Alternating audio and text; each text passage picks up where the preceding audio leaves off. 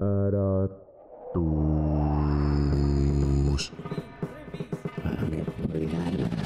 Tervist kõikidele Sõdurilehe podcasti vaatajatele ja kuulajatele. Mina olen teie saatejuht Reames Sass-Kesküla.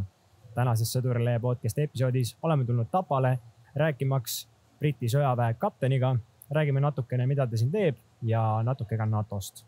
Kuna tänane saatekülaline räägib inglise keeles, siis lülitame ka meie ennast ümber inglise keelde ja ülejäänud podcast aeg on inglise keeles. So in today's episode, we talk with the British Army captain who tell us about service in Estonia and slightly about NATO. Today, we've invited Captain Peter McKenna to join us the conversation. Welcome to the studio and thank you for coming. No. Thank you for inviting me. It's a pleasure to be here. So first of all, who are you? So yeah, my name's Captain Peter McKenna. I'm the current media ops officer for headquarters for Brit up in Tallinn, where my main role is involved with dealing with media on a day-to-day basis for any information which needs to go out, or again, information which needs to come in. Again, having the pleasure of coming to do things like this with guys like you. It's an absolute pleasure. So can you tell us about the noise behind us? What is it? So at the moment we're down in Tapa Camp and inside one of the vehicle hangars where behind us you can see the Stormer anti-aircraft vehicles. And also in order that these vehicles are ready to deploy at any time, we've got to make sure that they're well maintained and kept on top of. And that's just part of the daily day-to-day routine that these guys will do. We'll make sure that these vehicles are ticking over and that they're working as they should be, ready to deploy out if the time comes. How long have you been in Estonia? I've been in Estonia now about 2 months. So I arrived beginning of October and I'm due to remain here till about the middle of April. So I'll be here for about 6 months in total. Okay. Is service in Estonia easy? It's easier than some places I've been with the army. Again, it's got its own difficulties, the weather being one of them. Especially now coming up towards winter. At the minute, it's not too dissimilar to weather that we'd see back in England. But as the year progresses and the weather starts to get colder, it's just started to snow outside now. There were no signs of that earlier. So I presume that's going to be a little bit testing as the months roll on. But how long is your working day here in Estonia? Do you do usually 9 to 5 or how was it? I mean, it varies, I suppose. On a day-to-day basis, it's just normal working routines, but will be 9 o'clock till 5 o'clock on an evening. But when times come where you've got to go out and work longer hours, such as the exercise, which is getting ready to roll out of the gate now, then that means you work a little bit longer, a little bit harder, just to make sure that you're constantly ready to go. So, okay, as I'm looking my uniform and your uniform and the weather outside right now, aren't you cold with your uniform here in Estonia? No, I mean, this is my inside stuff. So, Okay. I mean, obviously we get kitted out very similar to you with, extreme cold weather clothing. But as we'd say, back where I'm from, it's not quite big cold weather yet. Mm-hmm. It's not quite cold enough for that. But as the temperature drops, I'll maybe put another layer on. What has your career been like? So I've been in the army now for 27 years. So I joined up at 16 years old, straight from school, and ended up going straight to Northern Ireland, where I did a 2-year tour in a place called Orma back in 97 to 99. And then from that, I've done probably a very standard British Army career with various tours of Iraq, Afghanistan, overseas exercises, including Estonia, Canada, America, Kenya, all over the world I've travelled. It's been fantastic. Okay, but is there someone in your unit who has served in Estonia before? I mean, I've been here before on exercise. I did an exercise Kevil Storm, probably 7 years ago now. That was my first visit in Estonia. It was fantastic as well. Working out of is it Striker vehicles, the wheeled ones? Working out of them along with some of your guys. So that was my first probably start of Estonia. And it was again positive then and still positive now. Okay, you told about the countries you have been, but how many countries actually has your unit served in? My unit? Oh Yeah. gosh. I'll say I can only talk about the countries I've been to. So I've been to obviously England, Ireland, Estonia, Gibraltar, Cyprus, Canada, America. My unit have been to the Falklands, they've been to Belize, they've been to Kenya. Probably 12. There's probably a couple that I'm missing, so I'll add a couple on. Quite many, yeah. But how many exercises do you have with our soldiers here? So like at the minute we've got the Royal Dragoon Guards who are down here in Tapa. They're the FLF battle group that are at the minute, and again they got here end of September, beginning of October, and I think they're already on I think this is the 5th exercise we're about to roll out on now. So within the short 2.5 month period they've been here, it's been quite intense for them to start to integrate with the Estonians and the French that are here, so everyone understands how we operate and work together, and that way we can fight as one solid unit. So we do exercise quite hard, and quite regularly, just to make sure that again, our skills are up to standard, and that everyone's at the required stage they need to be to roll out the gate. Okay. Have your soldiers from your unit also served with our defense force on for region operations? So I served with some of the Estonians in Afghanistan. We didn't work very close together with them, but again they were there. I'm pretty sure I remember seeing them around. Or was it Iraq? It was one of the two. Okay, but do you have any female soldiers in your unit? We do, yeah. We've got a really good variety of female soldiers within our within not just our unit, but within the armed forces, within the British Armed Forces. At the minute, there is no role that isn't open to female soldiers. So we have female infanteers, we've got female tank drivers, we've got female engineers, we've got female mechanics, we've got, you probably see behind us at some point today, we've got female artillery people. So, every role that we've got in the British Army that is open to a man is also open to a woman. And in my experience, they do just as good a job, if sometimes not a better job, than what the men are able to do. So. Okay, but what kind of weapons do you use here in Estonia every day? So the everyday weapon we use is the S80. So it's it's just a standard assault rifle. It's been in service with now since about 1999. It's gone through various iterations. It's standard NATO 5.56, which is able to have various attachments on it as well. Similar to your rifle, it's got laser light modules and night sights, and underslung grenade launchers can be attached. We also have the 7.62mm sharpshooter weapon, which is able to shoot out to about 800 meters. And then we've got awfully specialist snipers and anti-tank platoons and machine gun platoons, and all the other attachments which come with just having a British Army unit that area, I think. Okay, but how are the units selected here in Estonia? I mean, your unit or someone else? So it works on a rotation basis. Now at the minute we've got a light cavalry unit here with the Royal Dragoon Guards. Before that it was the rifles, and they were a mechanised infantry unit, and that's sort of how it's selected, because that's where the need is at the minute for those sorts of units. It's in Estonia, and it's also a really good place for them to train with the armoured vehicles, with the terrain that's available over here, because it's very testing and difficult, which is sort of how they're selected. But the units are sort of warned off like between 2 and 5 years out that they're going to be coming, which gives them plenty of time to train back in England to get themselves ready to deploy over to Estonia. But how do you rate Estonian soldiers? So, I mean, we were on, I was watching Exercise Bold Dragoon a couple of weeks ago, where it was the Estonians against the French and the English. And now watching the Estonians move through this terrain on foot with just a cargo staff for a javelin weapon system was absolutely amazing. The way that they're in and out of the wood line, practically unseen until you get so close to them. It's unbelievable. So yeah, I'd say I rate them quite highly, to be honest. Okay, but how long have you served in the defense forces in your unit? In my unit, like I said, I've been in for 27 years. So 27 years as an infantier is quite a long time. But how old is the youngest and the oldest soldier in your unit? So we recruit from 16 years old, but they don't tend to come away on operations until they're at least 18. So we're not allowed to serve overseas on an operational theatre until we turn 18 years old.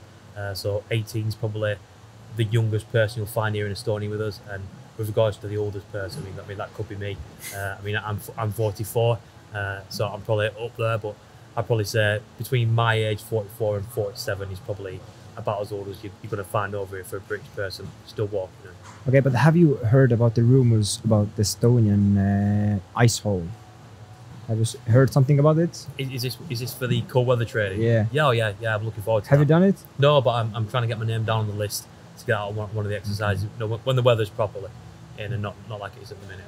But how often do your family or like the close ones or something visit you here in Estonia? Again, because we're on an operational theatre, there's not really the chance for them to do that. I mean, we do get time off to go, visit Estonia and see the sights, and we could invite family over for short periods of time. But again, it's quite a long way to travel for a couple of days, so it's not really worth a chance. But we do get given 1-2 week like leave period where all the soldiers will go home for a 2-week period, spend with the family before coming back out and finishing off the rest of the tour. If we talk about the soldiers or the military, we cannot forget the food or the military food, the MREs, Yeah, But what does your food package consist of? So our rations are actually really good. I mean, calorie-wise, they contain about between 5,500 and 7,000 calories per day. Obviously, to keep you going whilst you're out on the move. And we have various ones, to cater for all sorts of needs. We have, vegetarian ones for vegetarians, halal ones for people with religious beliefs, and just a really good wide selection of anything between a British stew to some form of curry dish. They're really quite good, to be fair. Okay, I have actually tried one or two of your packages, but have you tried our MREs? I have tried your MREs, yeah. How do you like it? I found they were quite good. I had the dehydrated ones, so the cold weather rations. And again, I think once you boil that up and it's nice and hot, it's actually quite tasty. I think I had the risotto. I think I had. But if we come back to the usual food in Estonia, is the food of the Estonian army tasty to you, like the regular food, not the MREs? Yeah. I mean, to be fair, I'm not a very fussy eater. I mean, we just did an exercise with one of the big planning exercises with your battle group headquarters and your brigade headquarters, and all the food we were eating there was Estonian food, as per it was brought in, and I quite enjoyed the food that you serve over is. But can you tell us what's your the favorite food here in Estonia? My favorite Estonian. I mean, I don't think you tend to serve a lot of stews and really hearty, earthy meals. So I think that's sort of my favourite sort of thing. The soups that you do in the supermarkets and things. Again, you just don't get that back in England, where you can just go in, a nice, hot, well-bodied, meaty stew. It's fantastic. I love it. Okay, but do you have a time here in Estonia, or are you working 24/7? Can you go outside the camp and look around the Tallinn or something like this? Yeah, of course. Yeah, of course you can. Yeah. I mean, like I said, we work 9 to 5 most of the time. And then what time we do get off is our own to spend. I mean, the guys down here in Tapa do have to be back in for a certain time, just to make sure that everyone's back in and accounted for and safe. But again, they can apply to spend nights out and go and visit various parts of Estonia, which hopefully a lot of them will do. I mean, I've visited quite a few places just for the merits of my job requires me to travel. So. But how do you spend your free time here in camp or outside of the camp? I think probably the same as you. We go to the gym, we play football. Like where we met up today, we went and had a coffee and just sat down and had a bit of a chat.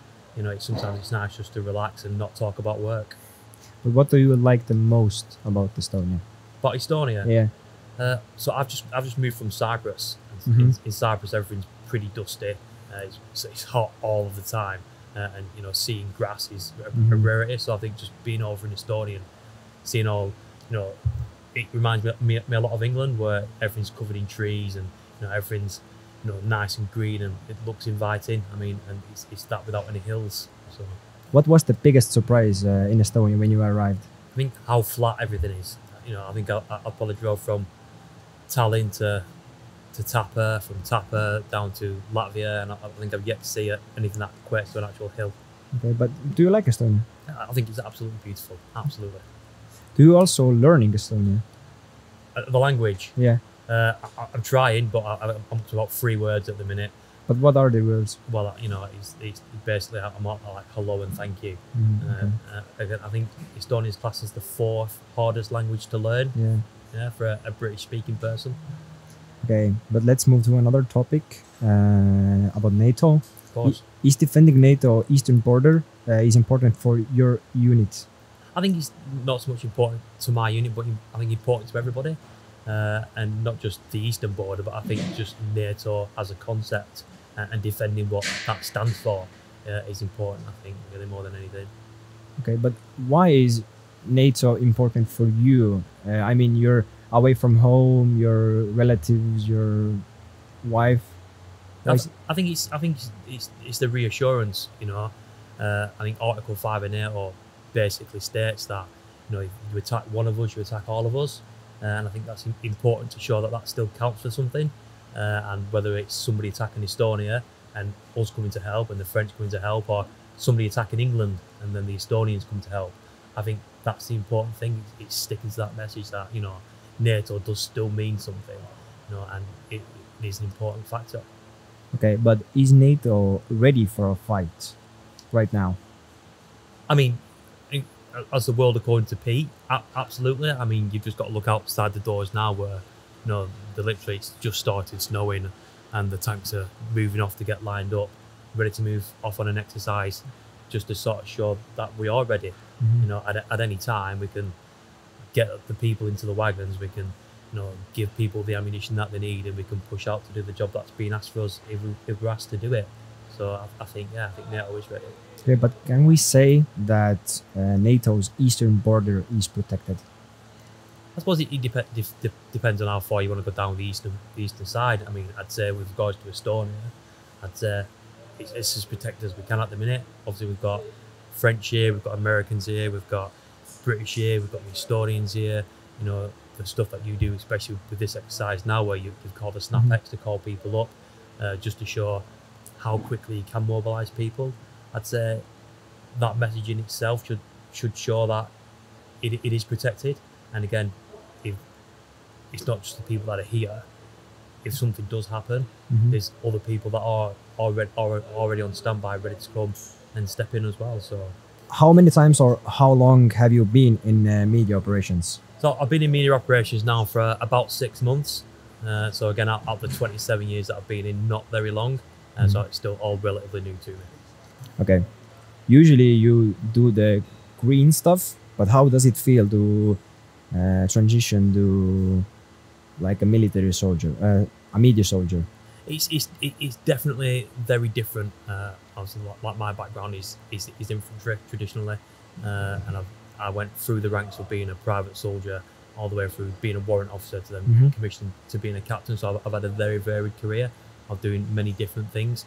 And with regards to difficulty levels, media isn't the most difficult thing, but with regards to navigating the landscape, it can be quite tricky at times, just to make sure that the right questions do get asked by the right people, and then that the right answers are given. So yeah, it's been enjoyable because it's given me different experiences. Like usually I wouldn't be sat here talking to you now, it'll be somebody else. So the fact that it's now me able to do this sort of stuff, it's good. But part of me still wishes I was outside, rolling around in the snow with everybody else. You talked a little bit about exercise. Currently, there are exercise Pikne, or called Lightning, taking place in Estonia. Is your unit a part of it? They are, yeah. The Royal Dragoon Guards are currently lining up outside from where we are now, ready to move off. They're a part of this, and again, it's that show of force that we're proving that we're ready to go. But what is the exercise about? What are you practicing exactly? Can you say it? I think it's practicing the ability to basically be given the call, mobilise, and get to a specific place in a specific time to prove that you can defend those borders. So that's pretty much what's getting practiced here, along with the ability to operate as a cohesive unit, as all three nations together. So I think that's important as well. That interoperability piece is, realistically what we're about. But what do you think? Do your unit like this exercise? Is it common for them or a little bit?